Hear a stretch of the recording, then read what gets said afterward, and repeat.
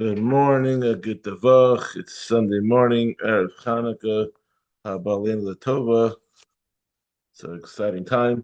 Baruch Hashem. The snowy day here in New York. For anyone that's watching this outside New York, it's a snowy day. Baruch Hashem. Okay, and we're here to learn another Perek Mishnayos. Today's shiur is we're doing Perek Yud Beis, chapter 12 of Mishnayos Shabbos. To 2 weeks, we're going to be finishing Shabbos.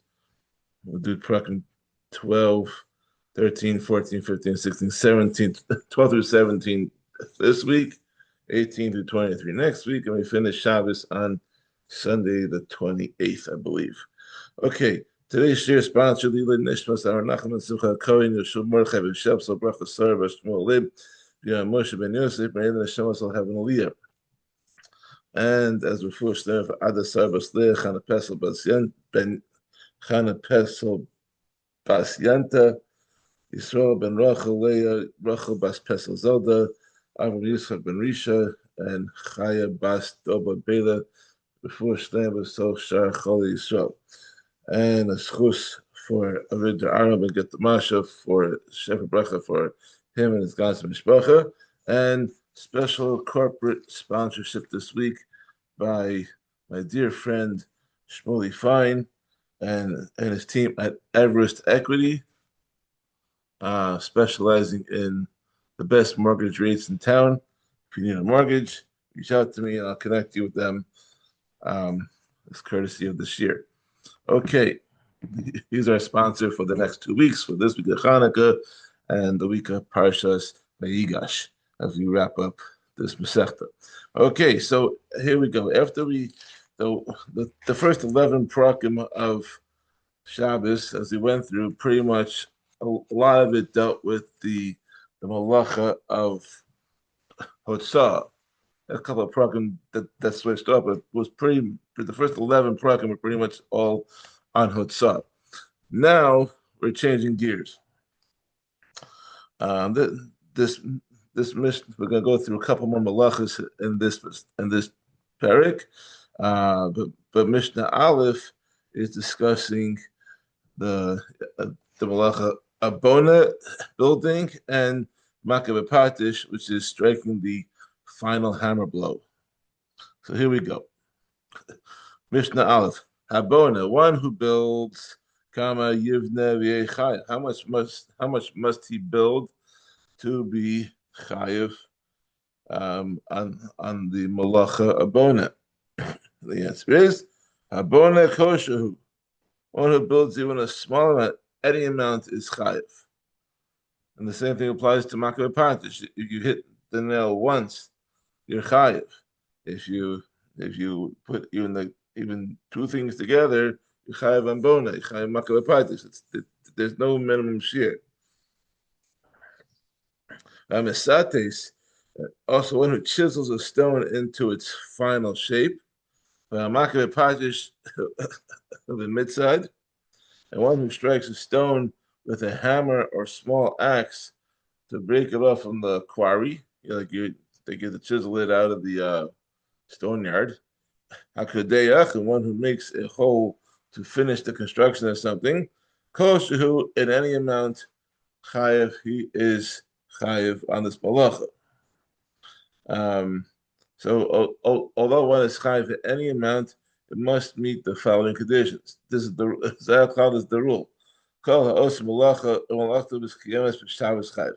anyone does a malacha on Shabbos and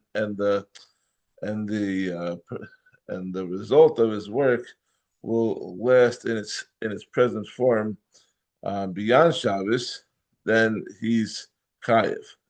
Otherwise, if he just hits something and there's no kiyum to it, there's no longevity to that action, then he is not. Then it's not chayev that iser. Rabbi Shimon ben Gamliel says, "Af hamaka bekarnas al sadan b'shas malacha chayev." Even one who strikes the hammer on the anvil while he is working is chayev. Because he is like one who improves his work. He will use the anvil, that's a method of doing the work. That's one of the tools involved. So therefore, that's that he would be Chayev. Mishnah Beis. We're going to we just covered two melachos in one Mishnah. Now move on to another malacha. Choresh, plowing, and related melachos regarding to that. Choresh koshehu, one who plows any amount of land is Chayev because it makes that area fit for planting even one seed. It's Chayev. A melachos, one who weeds between the plants, which which you pull out the weeds, everyone knows that improves the growth. One who cuts dead branches or excess shoots from the tree, like he pruning, in order to boost the life of the tree. Kol shehu, in any amount, Chayev is Chayev on that malacha. An example, a malachit Yitzie, the one who gathers wood by cutting branches off a tree, depending on his intent. If he intends to improve the tree, kol shehein, then he's chayav for cutting off any amount of wood. But if he intends to obtain the wood for burning, he is chayav only if he cuts off enough wood to cook an easily cooked egg. Hamalakit Asavim, regarding one who gathers grasses by ripping them out of the ground, those depends on his intention. If he intends to improve the soil, koshehu, he is liable, he's chayav for even the smallest amount. But if his intention was to feed the animal, then he's chayav only if he gathers enough to fill the mouth of a young goat. That's the minimum share. I think we discussed that earlier, and in Mishnah Zayin we discussed that's one of the things we discussed earlier about the minimum share for that. Mishnah Gimel, on to another malacha. Koshev. So we already did like 3 or 4 malachas. We read this paragraph. Only 2 prohibited, 2 Mishnayos in. Mishnah Gimel. This is a fun one. Hakoseh shtei osios. Someone if he writes 2 letters, ben b'yamino, ben b'shmalo. Assuming the guy is ambidextrous, so he writes them whether he's right-handed or left-handed. Ben mishem echad, whether the 2 letters are the same character, so this is aleph aleph. I mean, let's go back to this. So if he's ambidextrous, then he's chayav for both hands. If he's a lefty, then he's like me. Then he's chayev for writing with the left hand, the doraisa, and if he writes with his right hand, then he is then it's a shinoi, so that's not so bad, the derbanan, but it's a shinoi, and the same thing for righty writes with his right hand, then he's chayev, but if he writes the righty writes with his left hand, then it's a shinoi, and then that's not so bad. So over here, bein mishem echad. Whether so if he's writing 2 letters that are the same, let's say aleph aleph, right? Ben mishnei shemus, or he's reading 2 different letters, an aleph and a base.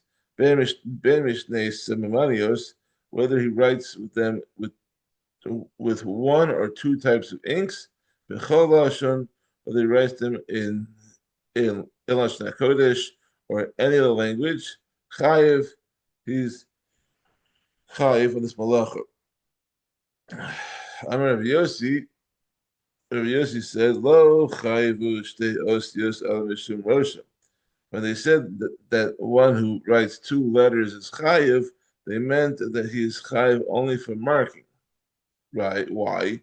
Shekar chayikos v'nakar shem mishkan leida ezu ben zu. Because this is what they did in the mishkan. They had the boards that made up the wall. The boards of the Mishkan, which we used to make the wall, the wall of the Mishkan, they marked each. They wanted to make sure that all the boards were always lined up in the proper order. So they would put on, let's see over here, okay. on this thing over here, they put an aleph over here, an aleph over there to make sure that that they're next to each other, um, where they're connected. And that's why I chose this bookcase for today's shit. There's nothing to do with the snow outside, not being able to walk in the snow. But I want to demonstrate with this bookcase the aleph. You'll see this sometimes in some places, like some big sukkahs that you'll see that the boards are marked with like aleph, base. Maybe that's just the way to keep them in the proper order, but maybe that's also as a simon as to bin Hamishkan, because we know that anyways. A Rabbi said, but sinu shame kata mishen gadol. Someone is even chayiv if he wrote a short word that is part of a long word, even if the intended to write a long word but stopped after the first two letters and they form a short word, he is chayiv. For example, Shem Mishimun Ushmuel. If he wrote Shem Mem, which is a word by itself, but it's also um, the first two letters of the name Shimon and the name Shmuel. Or he wrote Noach from Nachor. He meant to write Nachor. He wrote Noach instead, Nun Ches. Or he wrote Dami Daniel. He wrote the Daled Nun Daniel, or God Migadiel. Or he wrote God Gadiel. You're the Gimel Daled from the name Gimel Daled Gud Aleph Lamed. I'm not sure where that name is from. Where's Gadiel from? Gadiel. I'm not sure. There's a source for that name. Anyways, it's a malach. Um, right. So the Rishonim talk about that. Okay, but here shame. If you wrote shin at the end of men, and Shmuel and Shimon, the mem is a regular mem. So why would he be chayiv?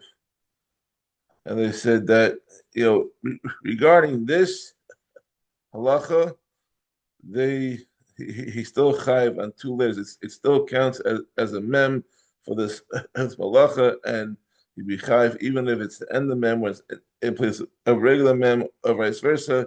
For this malacha, they say that it doesn't make a difference. Mishnah Dalet, Hakosev stay osias b'helen echad.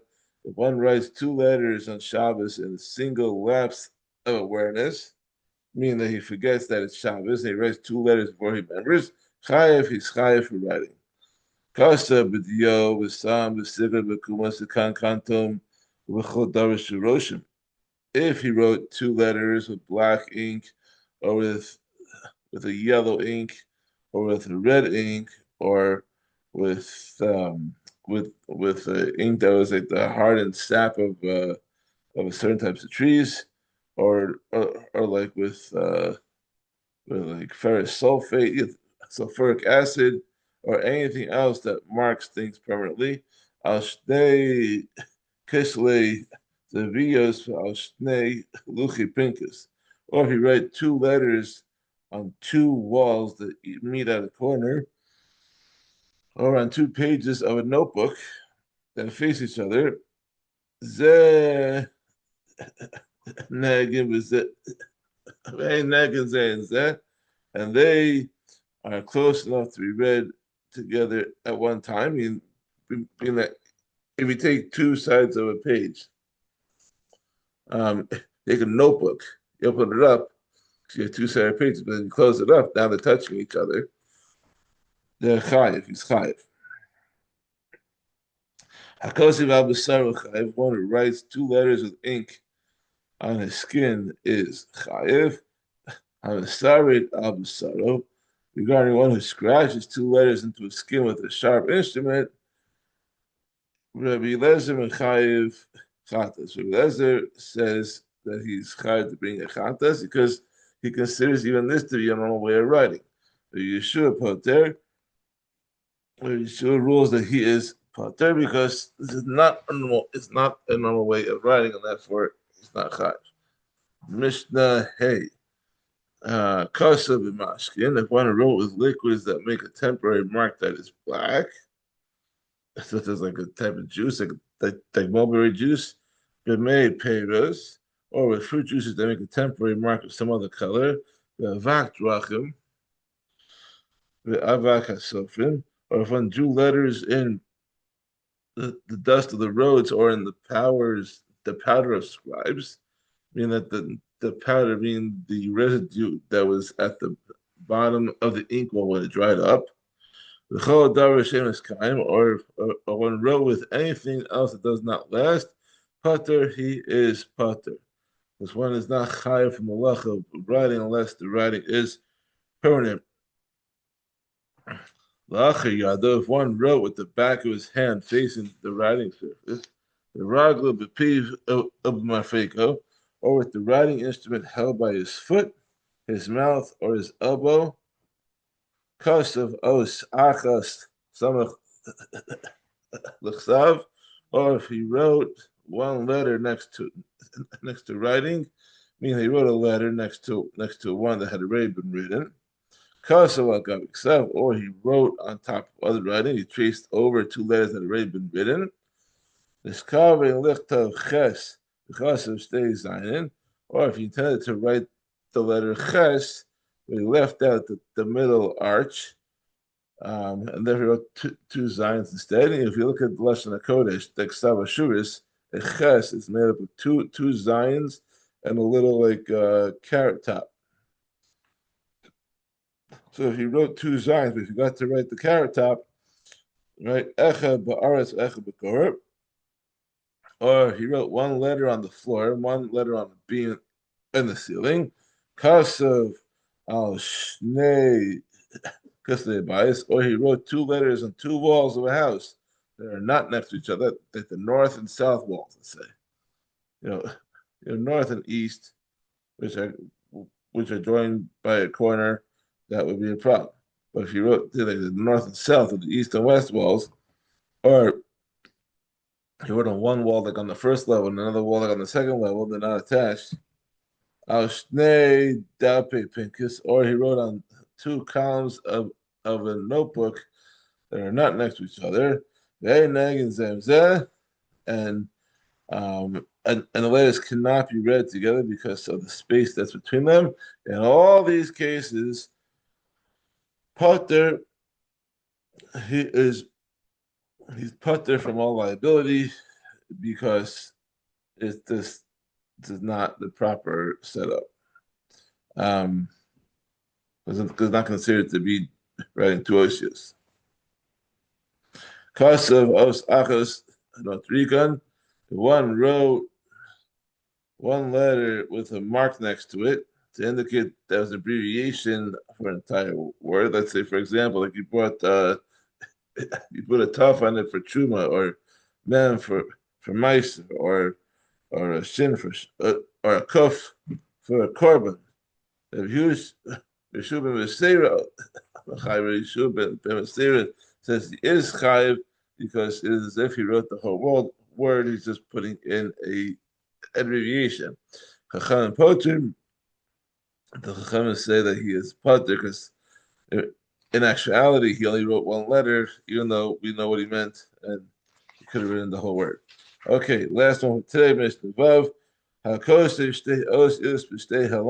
one writes two letters in two lapses of awareness, let's say he wrote one letter out, realized that the day is Shabbos, then he remembered that it's Shabbos, and then he forgets again. He writes a second letter next to the first. Or if he wrote one letter in the morning and the one in the afternoon after he had lunch and he took a nap, and there was enough time between each writing to remember that it's Shabbos. But in this case, he knew that he forgot. And they knew again. Rabbi Gamliel says that he's Chayev. And the Chacham Potrin, but the Chacham say that he's Pater because in order for a lapse of awareness to end, the person had to